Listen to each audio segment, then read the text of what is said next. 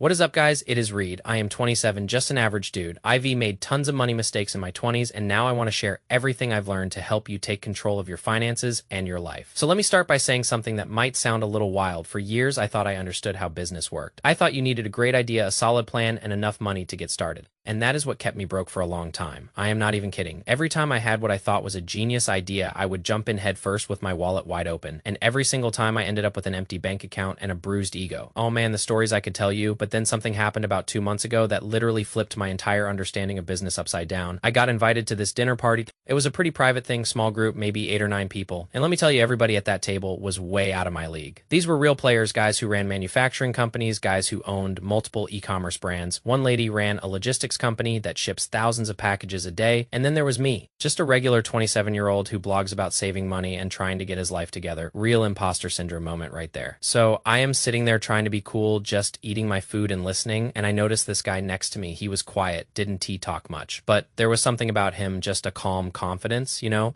The kind of energy where you can tell this person is not here to impress anybody because they've got nothing to prove. We started chatting a little, nothing too deep, just small talk about the food and the weather, but then somebody at the table mentioned a new restaurant opening downtown and the conversation shifted to how expensive it is to start anything these days. And this guy just casually drops a comment about how he is looking at a commercial property in the area and he is thinking about converting it into a mixed-use space. And I am sitting there doing the math in my head, commercial real estate in that part of town, mixed-use development, we re-talking millions at least, and he said it like it was nothing. Like, hey, I am thinking about picking up milk on the way home, so I am a little buzzed at this point. Had a couple of drinks, and I worked up the courage to ask him a question that had been bugging me all night. I leaned over and I said, hey man, I hope this isn't too personal, but you obviously run some serious operations. When you started out your very first business, what was your starting capital? How much did you invest to get going? He put down his chopsticks, looked at me with this little smile, and he held up one finger. I guessed $1 million. He shook his head. I said 100,000. He shook his head again. I laughed. I was like, come on, man. Don't mess with me. Is it 1,000? He finally opened his mouth and said something that I will never forget for the rest of my life. He said, kid, it was $100. Before I put a single dollar into any business, I spend $100 to validate it. If the validation fails, I won. T put in even 1,000, not 1,000. And when he said that, my brain short-circuited. Honestly, my first thought was this guy is just humble bragging. $100. What can $100 even do in today's economy? That is like 2 nice dinners. That is a pair of sneakers. That is a tank of gas and some snacks. You cannot start a business with $100. That is ridiculous. But then he spent the next 10 minutes explaining his method. And by the time he was done, I was sitting there completely speechless because I realized he was right. And more importantly, I realized that every single business failure I had ever experienced was because I did exactly the opposite of what he was saying. Let me break down what he taught me because it changed everything for me. And I think it can change things for you too. So the way most of us think about starting a business is totally backwards. We get an idea, we get excited, we tell our friends about it. Our friends say, oh, that is amazing. You are going to be rich. And we start dreaming about all the money we were going to make. Then we go out and rent a space, we renovate, we buy inventory, we hire people, we spend tens of thousands of dollars before we've made a single sale. And then when everything's ready, we open our doors and we sit there waiting for customers to show up. And guess what happens? Nobody shows up or 3 people show up. And our cash flow dies in 2 months. And we end up closing down and selling everything for pennies on the dollar. And we tell ourselves, well, I guess I am just not cut out for business. I've done this exact thing multiple times. In my early 20s, I wanted to start a small clothing brand. I was convinced it was going to be huge. I spent probably $3,000 on samples and packaging and a website. I ordered a bunch of inventory before I had a single customer. I got maybe 5 sales from my mom and my friends, and that was it. The whole thing crashed and burned in about 4 months. I lost almost everything I put into it. After that, I tried a food delivery thing, different idea, same approach. I spent money on equipment and ingredients and branding before I knew if anybody even wanted what I was selling. Same result, money gone, confidence shot. And here is the thing. I thought I was being smart. I thought I was being aggressive and taking risks like all the successful entrepreneurs do. But what this guy at the dinner taught me is that real success isn't about taking big risks. It is about making your risks so small that failure does even matter. He said the $100 method is basically a reconnaissance mission. You are not trying to start a business with $100. You are trying to find out if the business is worth starting at all. And he gave me the most practical example I've ever heard. Imagine you want to open a high-end fruit store in your neighborhood. You know, those fancy fruit shops that sell imported stuff. Premium grapes, Japanese strawberries, premium mangoes, the kind of place where people willingly pay $30 for a box of cherries. Most people would go find a storefront first, they sign a lease, they hire a contractor to build out the space, they order custom shelving and refrigerated displays, They D-buy a ton of fruit inventory, they D-hire staff, they D-spend 40, 50, maybe even $100,000 before the first customer ever walks through the door, and then they D-pray. But this guy would do something completely different. He would take $100. He D-spend $40 at a print shop to make a few dozen beautiful flyers, premium fruit direct from the source. Community pre-order pilot program, fresh delivery to your door. Then he D take $60 and go to the wholesale market. He D buy the best samples of the fruits he wanted to sell. Not a lot, just enough for people to taste. Then he D grab a little folding table. He D go to the entrance of the neighborhood he wanted to serve during rush hour. He D put out his samples. He D hand out his flyers. And he D ask people one simple question. If this quality of fruit could be delivered to your door, would you be interested in joining a pre-order group? Can I get your WeChat? Are you interested in placing a deposit today? That is it, $100, a folding table, some samples, and a question. And with that $100, he gets 3 pieces of information that determine whether this business lives or dies. Number 1, conversion rate. Out of every 10 people who walk by, how many actually stop and try the fruit? How many are willing to scan a QR code or give you their contact info? If 5 out of 10 people engage, that is a strong signal. If 1 out of 100 stops, that is a screaming red alert. If nobody cares, the business dies here and now. No lease, no inventory, no pain. Number 2, price sensitivity. When you tell them the fruit is $80 for a box of cherries, but the test price is $60, how do they react? Do their eyes light up? Do they say that is a great deal? Or do they laugh and walk away? That tells you exactly what price point works before you ever commit to a pricing strategy. Number 3, the most important one, cash flow validation. If even one person is willing to pay a deposit right then and there for tomorrow, delivery you've got something real. You've got proof that this business model can generate prepaid revenue. That is the holy grail. If nobody puts down money, you need to rethink everything. He told me that if those 3 signals are weak, he will never touch that business again.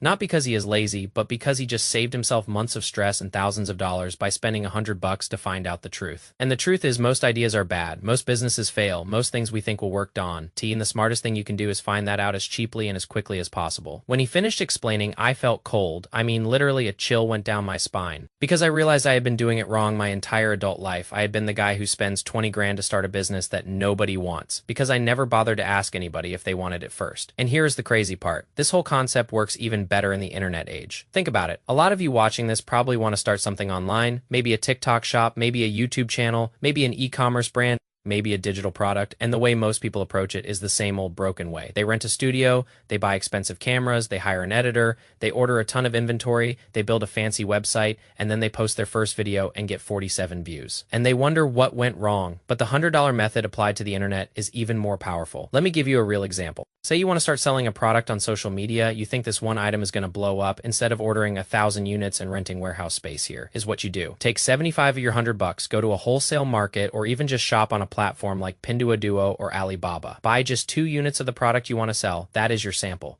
Then take the remaining $25 and use it to boost a video about that product on social media. Target it to people who might actually be interested. Then watch what happens. 2 things tell you everything you need to know. First, does the video get any organic traction if it gets over 1,000 views without paid promotion? Your content and your product have potential. If it dies at 200 views, you need to change something. Second, does that $25 in ad spend generate any engagement, any comments, any DMs, any sales? Even one sale changes everything. It means the business model works. It means people want what you are selling. It means you can scale. But if nobody engages, the best move is to kill the idea right there. Return the samples, Don T, order more. Move on to the next thing. This is what he meant when he said that $100 buys you the most expensive thing in the world, real market feedback. Not your mom telling you it is a great idea, not your friend saying you are going to crush it, real data from real strangers who have no reason to be nice to you. And here's another thing he said that really hit me. He told me that people who are obsessed with business often confuse it with chasing a dream. They want the big launch. They want the beautiful storefront. They want their friends to see their name on a sign. They refeeding their ego, not building a real business, but real money is made by people who treat business like a math problem. They run the numbers on paper before they commit. They test every assumption. They don't pull out the pen to write the final answer until they've done all the rough work in pencil on the scratch paper. That $100 is the scratch paper. And you know what is funny? I used to think rich people were rich because they took huge risks. I thought they had some kind of ballsy gambling instinct that the rest of us don't have. But after talking to this guy and after meeting a few other successful people since then, I've learned that the opposite is true. Most wealthy people are actually extremely risk averse. They hate losing money more than they love making it. That is why they test everything. That is why they validate every idea before committing. They don't gamble, they run experiments. I've been using this method for the past 6 weeks and I want to share what happened. I had this idea to start a small side business selling a niche product I was really excited about. My old self would have ordered a bunch of inventory right away, way, probably would have dropped 500 to 1,000 bucks right off the bat. Instead, I took $100. I bought 3 samples. I created a simple little post about it. I showed it to some people.